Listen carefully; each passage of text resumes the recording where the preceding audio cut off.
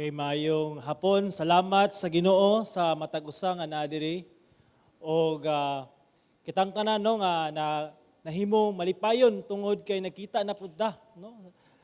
Kuha na gyud to siya. After 1 week na pud ta diri no. We are worshiping our living God.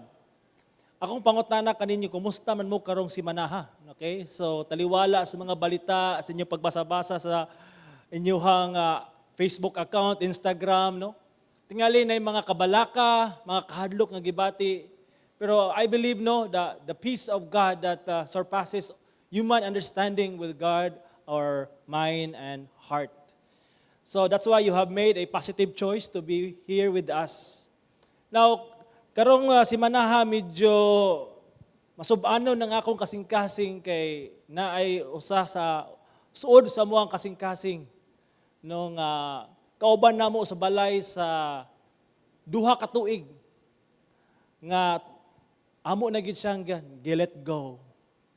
Walang forever, no? Kaya nagsugod ni sa kay nagbakasyon siya isa ka sa ginatawag nga New Year's vacation niya, murag naabtan man og isa ka bulan. Isa ka bulan unya atong isa ka bulan medyo nagkayagaw mi sa akong asawa tungod kay nag-adjust mi. Muna nga na mga trabaho nga kinahanglan namo trabahoon kay dili na wala man siya. So medyo grabe nga mong adjustment unya napagay bata nga mong atimanon unya mura mig nibalik sa permiro. Unya after pila ka semana naka-adjust mi og amo ra gyapon nakuha ang templada lugar. Unya kani nga templada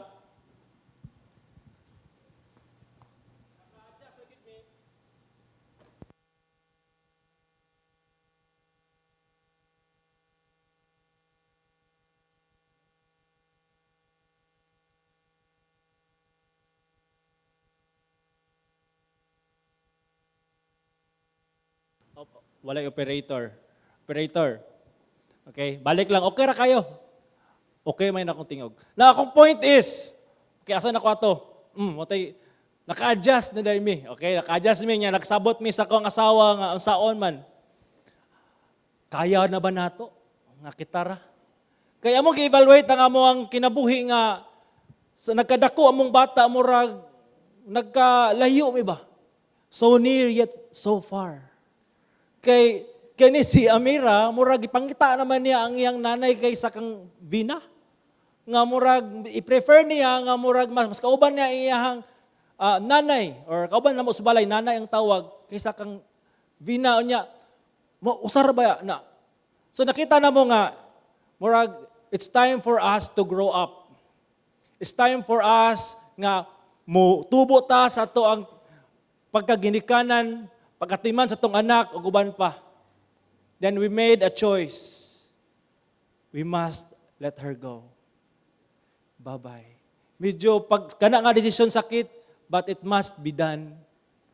O kato tuod man amo gyud na buhat ang ginatawag nga desisyon sa kuha, medyo sakit siya.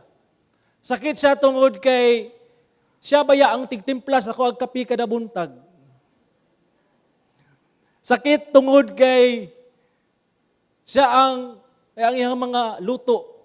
Ulo, mas lami ang mangyapon muluto akong asawa, pero kung wala akong asawa, siya man po muluto. So, mo hukad si Mog kanon. Wow. Dili na po, kana ang mga butanga, mga mingaon ka bitaw.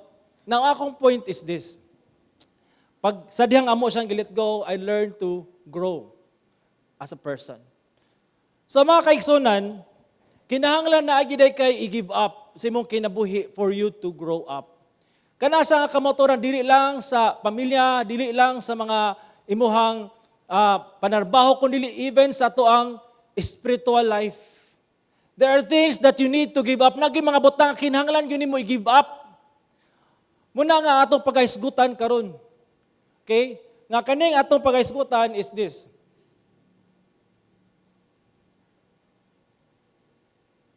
Give up to go up. Kuya, okay no? Mura manig theme sa Kids Central. Okay? Give up to go up. Or give up to grow up. Atong himay-himayon ang bersikulo. O gino't unta nga sa to ang pagbasa ni no? Sa to ang mga nakatunan ni. Kini siya, bugat siya. Pero aduna ni siya dako nga kalipay sa ato ang kinabuhi kon ato ning dawaton uban sa kasing-kasing nga malipayon diha sa Ginoo. Matod pa diri, ang paghari sa Dios sama sa usa ka bahandi nga gilubong didto sa usa ka uma. Hingkalutan kini sa usa ka tawo apan iya kining gitabunan pag-usab. Ilabihan niyang lipaya tungod niini milakaw siya og iyang gibaligya ang tanan niyang katigayunan unya mibalik siya og iyang gipalit ang uma. Ikaduhang sambingay, ang paghari sa Dios sama usab sa usa ka negosyante nga nangitag manindot nga perlas sa diyang nakakaplad siya usa ka perlas nga may talagsaong kanindot. Milakaw siya o gibaligya ang tanan niyang katigayunan o gunya, gipalit niya ang perlas. No, kani nga sambingay atong makita nga nay duha ka butang iyang gibalik-balik ang paghari sa Dios. Ang paghari sa Dios.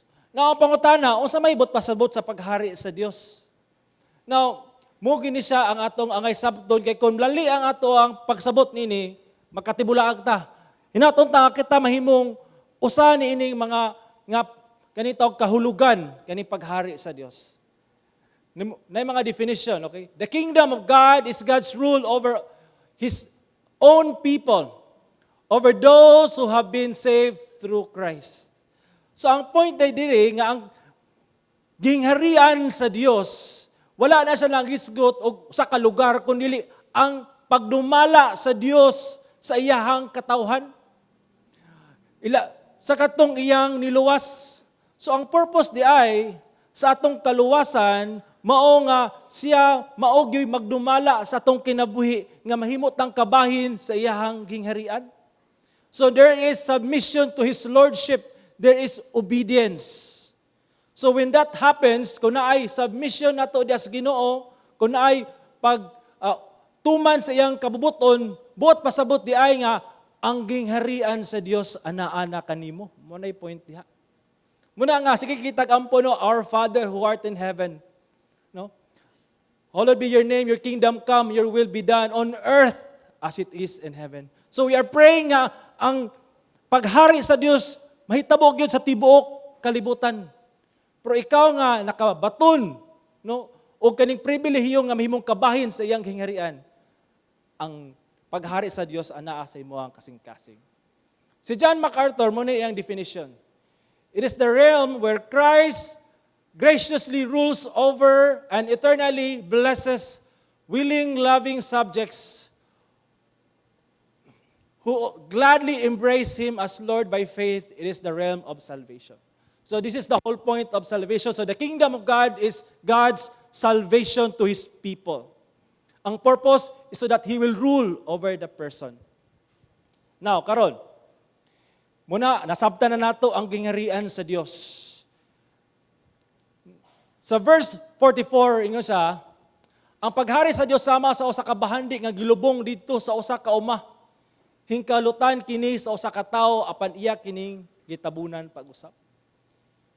Now, matod pa ni Josephus, no, saan siya ka-historian sa panahon ni sa Jesus, ingon siya, gold and silver and the rest of the most precious furniture which the Jews had and which the owners treasured up underground was done to withstand the fortunes of war. Sa unang panahon, common kaayo nga kung ikaw usa ka dato nga tao, daghan kay kag kabtangan, daghan kay kag mga bulawan silver, nya aron mahimo na siyang safe or dili makawat o dili mailog, ang ilang pagabuhaton is ila kining ilubong sa yuta. So, ang yuta mao na ang ilang storage nga safe. Kung naay safe karon nga murag gining gitawag nga puthaw, ilaha dili puthaw, yuta ang safe. Kay kaning Philistine, usa man guni siya ka country nga naay gira, naay mga plunder, so mapildis, of course, i-plunder ang mga kabtangan. So, katong dato kayo, di sila gusto nga mailog tong ilang kabtangan po sa ila kining ilubong. Okay? Unya, karon, kung kaning dato nga tao namatay unya wala siya na paambitan sa iyang sekreto kung asa nalubong ang bulawan. Una nga swerte gyud, jackpot ang makakalot. Sa tuwa nga konteksto karon, di ba, magunahuna ta nga kumakadaog lang kog luto, sure ball gyud. Palit ko ani at daw kog China dito sa Wuhan. No, ana ting. Magbakasyon ko dadto. O pwede ra gyapon. Di ba? Ato ka sa asa napita kay jackpot. Makadaog kog luto. Pero dadto sa ilahang una-una, kung makakalot lang kog bulawan, inana ilang una, di sila. Kaya nga no, naay nang hitabog yun, nga nakakalot yun.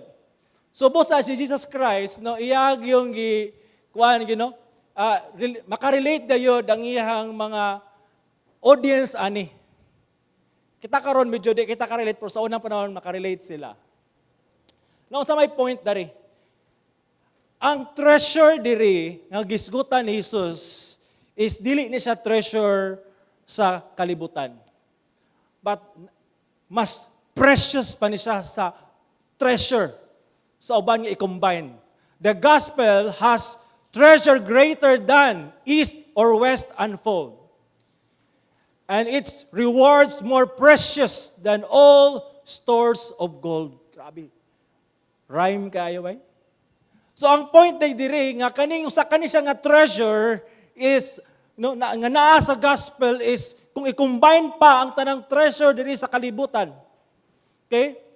Ang tanang gold dili gyapon makakumpara sa iyang kabililhon ani. Ang pangutana unsa may naa sa gospel sa maayong balita nga nganong precious man kay siya. Has treasure greater than any precious things sa world. I tell you. The gospel gives us truth, mga kamatuoran, that God can forgive sinners. God will give us righteousness in Christ Jesus. God will redeem us through Christ. God will adopt us and become His sons and daughters. Those are treasures. Kana nga mga butang nga naa sa gingarian sa Ginoo, the joy eternal, salvation, redemption, those are treasures. Muna siya ang gisgutan diri nga klase nga treasure that it will last forever and ever. That kita nga makasala aduna padiday paglaom sa kinabuhi, hope in the Lord, peace of God, everything in the kingdom of God. And that's the ultimate treasure. O ang makakita ana nga treasure, muni ang response. Okay? Hilabihan niyang lipaya. Grabe, I could not imagine no, kung kaning makakalot ka o usa ka bulawan. Mura grabe gitingali ang imuhang pag-umpak-umpak, usa ba ka imong pagabuhaton, jackpot mo na gyud ni. Di ba? Hilabihan niyang lipaya. Muna ang iyang response. Sa diyang iyang nakita ang kaning ginatawag nga treasure, ang bahandi. Now, mousab kini dapat ang makita sa tao nga makasasala nga sadang iyang nadiskubrihan nga ang Ginoo maluluyon o adunay kapasaluan sa sala nga aduna pagiday tsansa nga siya maluwas o makadawat o kinabuhing walay katapusan. I believe. Grabe nga joy. Kabalo bata, nini sa kalibutan, ang usagid sa pinaka long gayod sa tao is kaning ginatawag nga kalipay. Di ba? Kung ako lang gini siyang makuha okay na kayong life, lipay na kayo ba? Di ba? Ana? Mga statement. Kung makatukod lang kuha niyo, paksi no? Kung ako lang gini siyang maangkon, akong kontento, lipay na kayo. So, meaning, kasagara sa mga tao, ang ilahang, di ba, ginatinguha is kaning mga kalipay. Okay? Mamagini siya. Joy, happiness. That's why, murag, daghantag friends, kay, kung asa ta malipay, dadto ta. But, mga kaigsunan, naapay mas labing mahinugdanong kalipay, nga sadang imong masabtan ang kamatuoran sa maayong balita, nga ang kaluwasan, makaplagan diha ni Jesus. What the joy nga imong ma-experience na siya.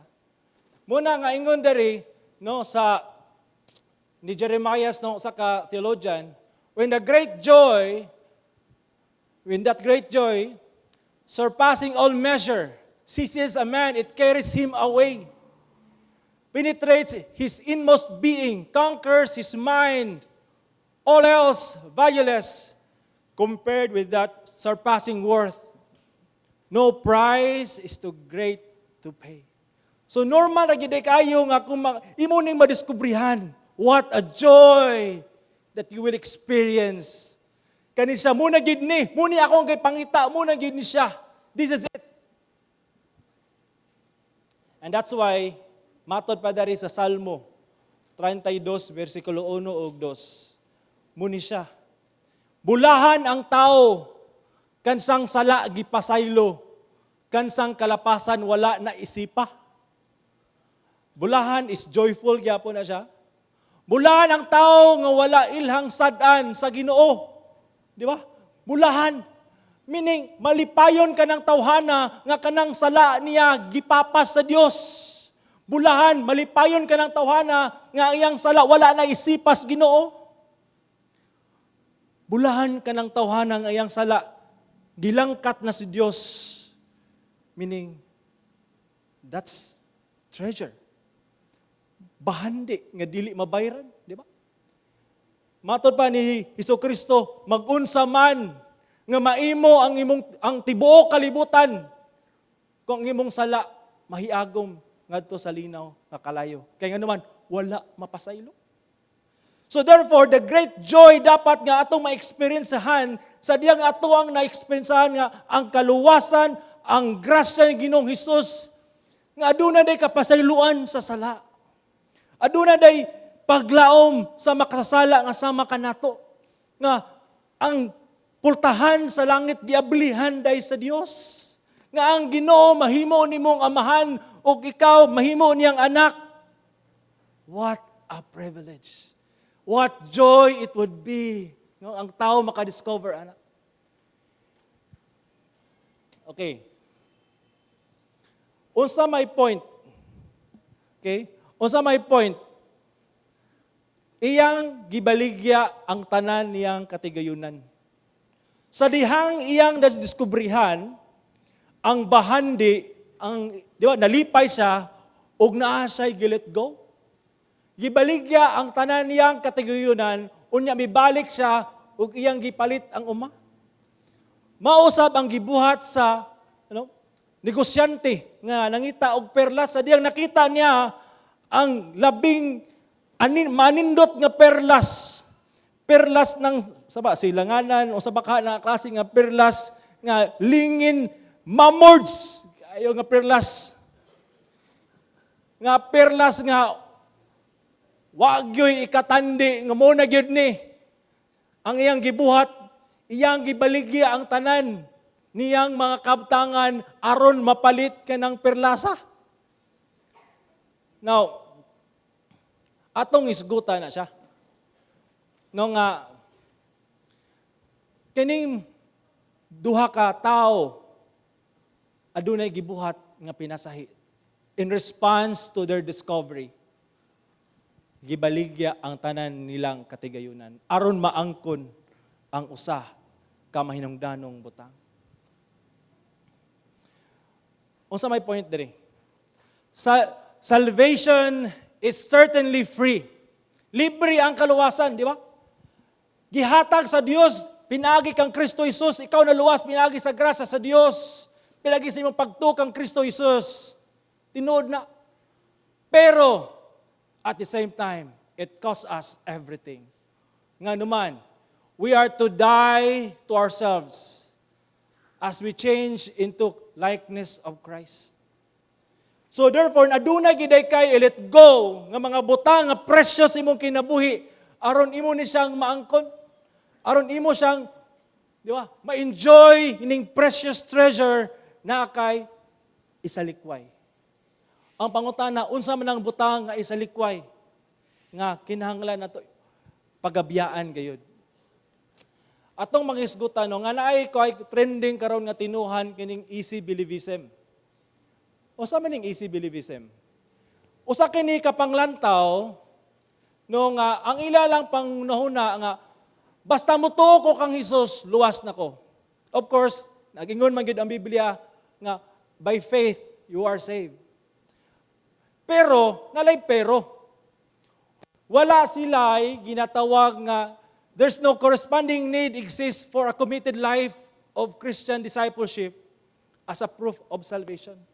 Ang ila is nara diri sa hunahuna nituo ko pero wala nila ipauyon ang ilang kinabuhi sa kabuton sa Dios. Nga sila ra gyapon ang magdumala sa ilang kinabuhi, walay plano nga pagabaguhon sa Dios ang ilang kinabuhi, walay plano nga mubiya sa sala, walay plano nga muundang sa mga butang nga dili maayo sa atubangan sa Dios, ang ila lang basta nituo ko, luwas ko. Easy believism. Para sila basta makalingkod ko, basta muna ni siya, okay na ang kinabuhi. Ganipod siya nga klase nga pagtuo, muni siya ang klase nga pagtuo na nga in regards to those who believe they are saved because they prayed a prayer with no real conviction of sin and no real faith in Christ. Dili giday tinuray. Okay, because faith in the Lord Jesus Christ involves trust, submission to His Lordship. Kung ka na nga pagtuo, tama lang kay na-secure ka tungod kay ni pray ka sa sinner's prayer, nisunod ka ani nga pagampo, Jesus, Jesus, forgive me, forgive me. Then, because you prayed that prayer, okay na dayon ang life. Padayon lang gyapon lugar ka sa pagpakasala. No. That's easy believism. Now, ang pangutana, unsa man giday ni ang gusto ni Jesus nato nga kinahanglan masabtan sa tuwang kinabuhi. Ingon diri sa Matthew 16:24. Unya mingon si Jesus sa iyang mga tinunan. Kung may tao nga buot mosunod kanako. Kung may tao nga gusto maluwas, kung siya makamahimong kabahin sa akong gingharian, unsa man dapat niyang buhaton? Dili niya palabihon ang iyang kaugalingon. Kung dili mosunod siya kanako, bisan pa kun kamatayon ang iyang dangatan. So when we put our trust in the Lord, when we trust God for our salvation, it involves self-denial. Pagdumili sa kaugalingon nga gusto. Unya, kaning nga obedience, dili lang siya partial nga obedience, murag temporary nga obedience, we obey to the point of death. Until death. This is the kind of faith that we should have in Christ. Dili lang panahon tungod kay okay ang life. Okay, hayahay. Unsa man siya nga mga panghitabo, our real faith remains our submission to Christ gapadayon. Napagid dari sa verse 25.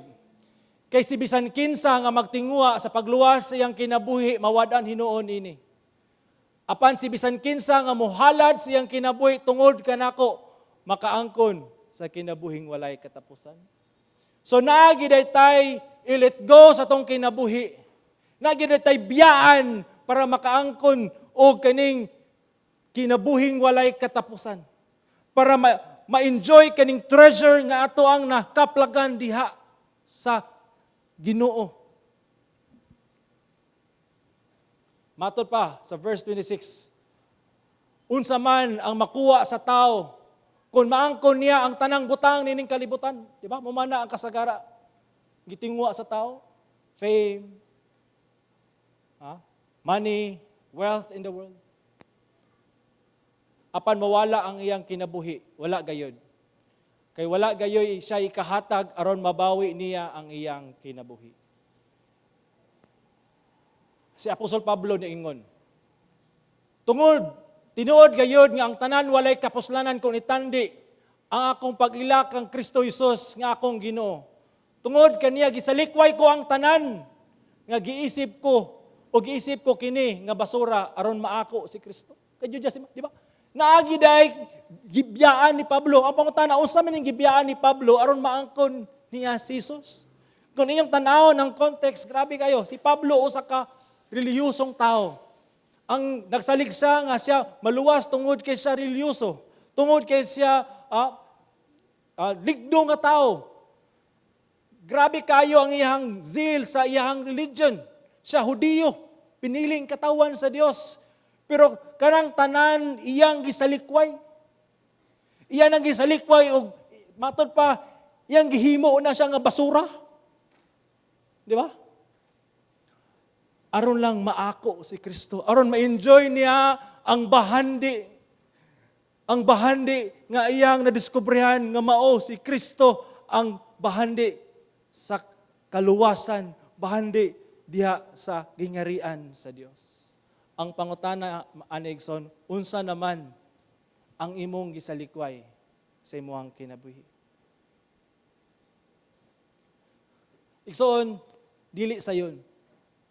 But if you truly nadiskubrihan nimo ang kaning bahandi sa Dios, nga ikaw gyud ay makaangkon o kinabuhing walay katapusan. Matupad dito sa parable, it's their joy to sell everything. Dili gipugos, wala sila nagduha-duha, wala sila naingon bintot ako baning utuman ba ko dili wa sila nag-anana sa bulak, ibaligya dili, baligya dili, walay pagduha-duha. Sa ilang inadiskubrihan ang bahandi nga diya sa gingharian sa Dios, gibaligya nilang tanan because ilang kitandi nga mas precious ni kaysa diri. That's how kanang bitong ilang abli ang ilang mga mata sa kaanindot diha sa presensya sa Ginoo. Ang point lang diri nga parable is this: dili nato tugutan ang bisan unsang butang nga makababag ka nato diha sa pag-angkon sa gingharian sa Dios. Bisan unsang butang, tanan. Basin pa palantaw nimo maayo. Pero kung kana makababag simong pag-angkon sa gingharian sa Dios, simong pagsulod diha sa gingharian sa Dios, isalikway na. Naay mga story diri sa simbahan nga naay mga atong kaigsunan nga grabe ilang persecution nga kahitabo sa ilang kinabuhi. Nga gusto sila mo simba, pangkuhaan og sapatos, kuhaan og sanina. Para di gyud makasimba. Gusto sila mo basag Bible, dadto lang sila magbasa sa CR kay ang ilang mismong bana mo'y mubabag. Pero nagpababag ba sila? Wala. Because nakadiscover sila og mas nindot nga treasure. Igsoon, unsa man na ang nakababag kanimo, ug unsa man ang mubabag kanimo, isalikway na siya. Let it go. Let it go. Ingna mong tapad. Let it go. Ay mo kantag Frozen. Let it go lang. Kinahanglan jud ka. Dili lagi ni siya duha. Pastor, pwede ba duha? Kaning ano yung good pastor? Mas maayo maning duha. Nagbahandi diri. Bahandi po diri. Happy all. Dili inana. You have to choose. Matod pa ni Jesus. Dili ka pwede mo alagad og duha ka master. Usa ra gyud imong pilion. Kung imong nadiskubrihan nga si Kristo usa ka Dios nga maluluyon ug naka niya ang tinuod nga bahandi, then you have to choose Him.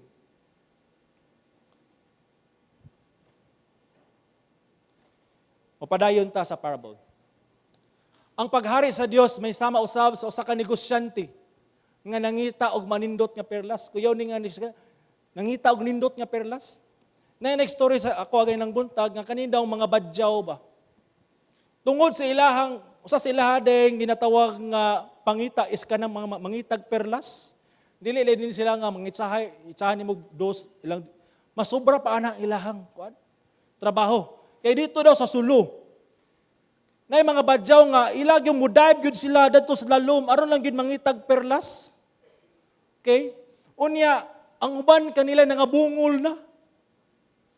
Tungod sa pressure pagpangita pangukay sa mga sa bakanak oysters or clams nga pagpangita og lingin, perfect pearl. Muna nga no wonder sa unang panahon na kaning perlas o sa maanindot ug mahalon kaayo, mas mahalon pa ni siya sa gold. Kaning merchant or negosyante, nag-buy and sell, tingali ni siya. Grabe iyang pagpangita. Pero sa diyang iyan yung nadiskubrihan nga pearl. Wala gay pagduha-duha. Iyag yung gay baligya ang tanan aron maangkon kani siya nga perlas. Nangita siya. Nya kani nga ngita, dili gini siya nga pangita. Oh, babala siya, okay. Iyag yung gisusi, iyag yung gidiscover pag-ayo. Yes, this is it. Tinuod gini siya. Mahalon gini siya. O kung saman, iyag yapong gibaligya. Pagkakita niya sa mahalon kaayo nga perlas, mipauli siya o gibaligya ang tanan niyang kaptangan niya. Gipalit niya kadtong nga perlas. Ang nakita niya ang perlas because nangita siya.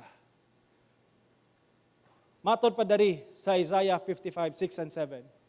Pangitaa ang Ginoo samtang makaplagan pa siya. Na may uban ng ayhara ko mangita sa Ginoo kanang kuana, sakit ng tuhod kay ana ko ilingaw sa balay. Igsoon pangitaa samtang makaplagan pa siya basig ulahin ng tanan. Basig aya pa ta mataranta kana bitong ting kuana, exam na makraming na.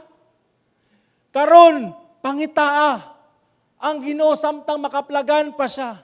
Sampita siya samtang anaa pa siya sa duol.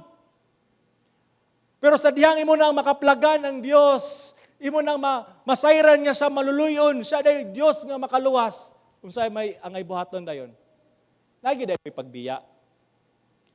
Pabiyaa sa dotan niyang dalan. Og ang tao nga dili matarong sa iyang hunahuna, dayon pabalika siya sa Ginoo. Unsa may gisgutan diri? Repentance. Naabay sala sa atong kinabuhi nga atong gihimong precious nga butang. Murag magkaguliyang lugar or murag dili ka komportable kung wala na siyang salaa kay naanad na kanang salaa. Murag imo nang ginang kauban nga sala sa dugay ng panahon. Nga mura na siya pet nga imong gina hapyod-hapyod nga sala. Igsoon, biyain na. Biyain na nga sala. Kung imo nakaplagan ang kaluoy sa Dios, ang grasya sa Dios, ang iyahang kaluwasan, kung imong nasayra na siya nga unsa naka-precious, then you have to let go of all these things. Nga naman, kay siya mo pasaylo sa madagayaon gayon. There is something that we need to let go. Kinahanglan gid siya biyaan for the sake of the kingdom of God. Kani, uso ni ron, ay kasakit. Okay, nadtong gamay pa ko, o tas-tas ding istorya, gamay pa ko.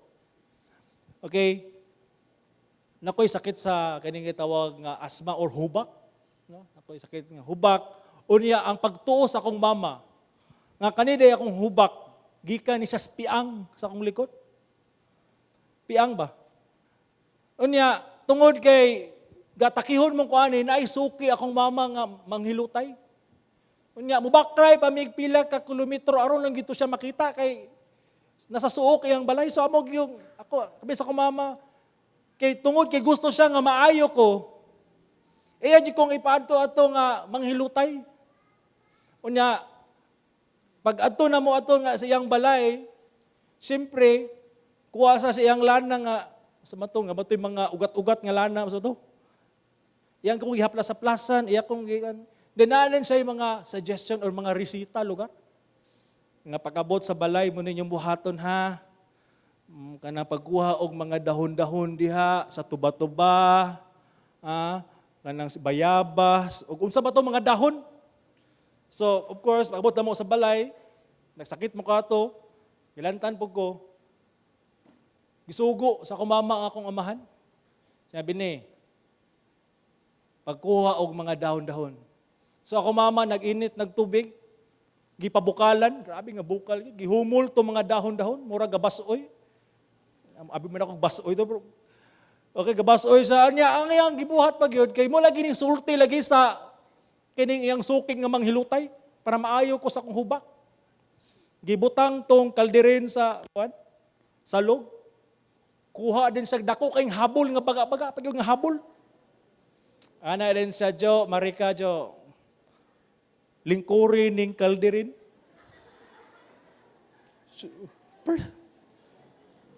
Kalderin, imagine mo na. Agalis ngaw ang init. Ang tawag day ana tuob para mahuwasan ko, para manggawas tong hubak. Pero dako kog pasalamat sa Ginoo. Nga naman, nakaanak pagyapon ko. Wala na damage. Ang akong point ba, nga ang sa katao nga desperado, nga maayo mangita gayud og kaayuhan sa kinabuhi. Kabalo bata nga mas grabe nga sala karon nga rampant kaayo nga natakdan ang tanang tao. Kana ginatawag na siya sala. O kaning sala makapatay ni, sobra pa ni siya sa inkob o usapan ni pagkumbay na. Kaya ang kani nga kamatayon, kung kaning sala dili ni matreat, mamatay ang tao hangtod sa kahangturan. Nga kung ikaw natakbuyan ani nga sakit karon bagay daw nataranta na ta kani pagali layo pa kayo. Sabi na pang ni maskara dia. O, padayon lang gyapon kay magmaskara ko niya. Lalison po kay maskara ko dari. Matabunan ng kagwapo. Di ba? Ang akong point do, pero kaning sala wata mataranta nga makapatay po day ni. Nya kung na-discoveryhan na to nga naaday kaayuhan, pangitaon ginato to. Nya sadyang madiskubrihan na to nga si Jesus di ay. Si Jesus di ay ang makaayo. Siya di makapasaylo. Sadyang gilansang sa cross. Gibaran niya ang tanan akong sala, tanan natong sala, ug ikaw ako kumutong mo dawat kaniya. Makabaton o kinabuhing walay katapusan. Muna ang treasure. Desperado ta nga maayo ani nga sakit. Pero nay, sa kabutang, kinahanglan ta mutuman. After we discover there is submission, lordship to Christ. Nga siya giday ang atong Ginoo. Okay? Nasa authority sa atong kinabuhi. Nga siya na diay ang magdumala. Nga ang atong after, dili lang kaayuhan ko nili. Siya mismo ang atong alagaran. Matod pa sa Deuteronomy, no? Apan mangita kamo dito sa Ginoo nga inyong Dios, makita ninyo siya kung pangitaon ninyo sa kasing-kasing gayod. Igsoon ay naghulat og tamang panahon. Karon na ang tamang panahon. Ang gingarian sa Dios makita sa katong tinuray gayud nga nangita niini. Kani si C.T. Studd, usa ka missionary, no? Maayo siya mo dula og cricket, no? Usa ka sport. Dato nga tao daghan siya mga kabtangan, daghan siya bahandi sa kinabuhi. Pero sa diyang iyang nakaplagan si Jesucristo o gitawag siya nga mahimong missionary sa China, India ug Africa. Iyahang gibiyaan ang tanan niyang mga kabtangan. Nga buot mo babag sa iyang tawag sa Dios o iyang gi-embrace ang gingharian ni Kristo. O muni iyang motto. If Jesus Christ be God and died for me, then no sacrifice can be too great for me to make for Him. So kanida ay atong mga pag-alagad sa Dios, kaning atong mga sakripisyo, o kuban pa, dili din siya actually sacrifice, but a privilege to serve the King of Kings, the Lord of Lords, knowing that we are part of His kingdom. We are enjoying the privilege of becoming child of God. O dili tanan, tagaan anak nga privilege. Dili tanan naka-discover anak. Kung ikaw naka-discover anak son, praise the Lord. Pero kung ikaw diri, wala pa nimo na siya na-discover, I encourage you to know Jesus. Read the Word of God. Listen to messages until you will see the glory, the treasure that God has prepared for His people. And be prepared to let go of all the things that God will demand from you. nagyud igsoon. Nagyud tay, let go. Ang pagbiya sa tanan para kang Kristo, mao ang pagbaton og dagkong butang diha ni Kristo. Be willing to obey God, submit to His Lordship, and it is the proof that you are already in His kingdom, enjoying His Lordship sa imong life. Let us pray. Salamat, Ginoo, sa imuhang pulong nga naghatag ka namog paglaom. Ako mga pagampo o Dios nga kani amo gining i-treasure sa mong kasing-kasing, nga ikaw gayud o Dios ang among manluluwas ug ikaw gyud ang among alagaran. I pray for blessing and grace upon us all. In Jesus' name, amen.